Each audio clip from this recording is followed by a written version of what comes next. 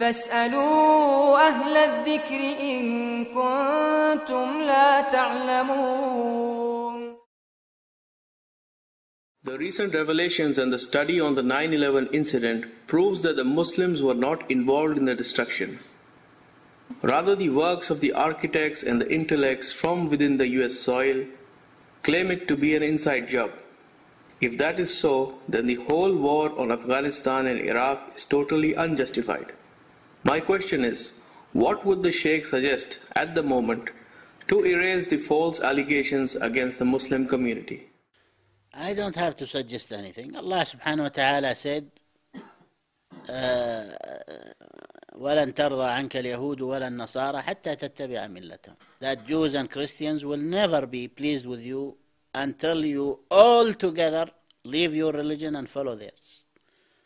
They don't accept even to follow them partially. You see? You have to wear the cross and they might consider you as an ally. Okay? So the animosity of those people towards Muslims is known. Okay? It's known in the book of Allah. Allah has made it clear for us. He said that they mock your religion. Why? Because Allah wants us to know who they are. Okay? They mock your religion. And Allah subhanahu wa ta'ala said they are allies of each other, about Jews and Christians. You see? So it's very clear in the book of Allah subhanahu wa ta'ala. But of course, being careful doesn't mean to go and do things which are not permitted in Islam. You see? You cannot go and bomb innocent people and say, we hate Jews and Christians. This is not the way. The Prophet ﷺ lived with Jews.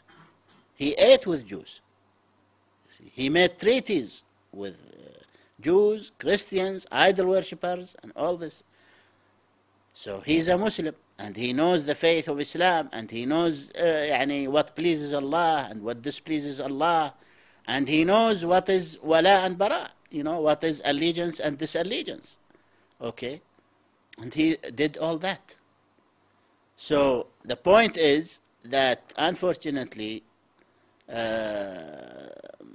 most of the Muslims nowadays do not understand this subject. They still think that maybe the Jews and Christians want to help us. They want to do good for us. They want to do... No, they will never. They will never. If they do something, they only do it in a case where it's completely for their own good. And Allah knows whether they do it in the best way or not. Okay? So the Muslims have to strengthen themselves and come out of this situation that we are in now, where they are totally dependent on them, you see. Now, what would the Shaikh suggest at the moment to erase the false allegations against the Muslim community? The best way is to act upon Islam in the right way and to show them the example.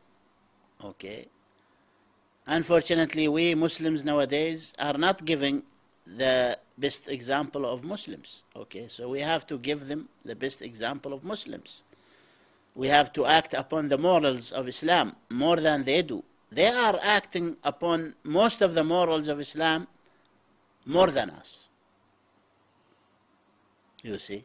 When it comes to truthfulness, when it comes to hard work, when it comes to honesty, when it comes to not cheating, when it comes... They are acting on this more than we are acting, unfortunately. You see? And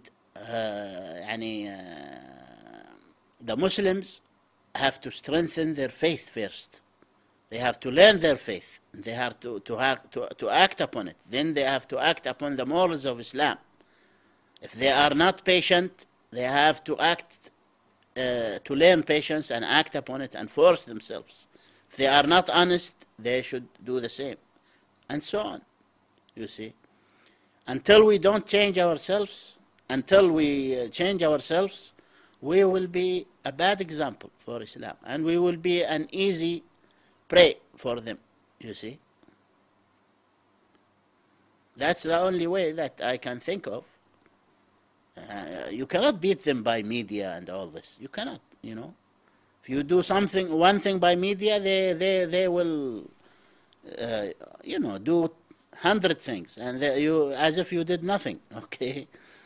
So the only way is we as Muslims strengthen our faith and go back to Islam and act upon the true Islam. We show that we are brothers. We show the morals of Islam. Right now, unfortunately, يعني they don't see us except that, you know, we are the most awkward, the most backward, the most cheaters, the most liars and everything. So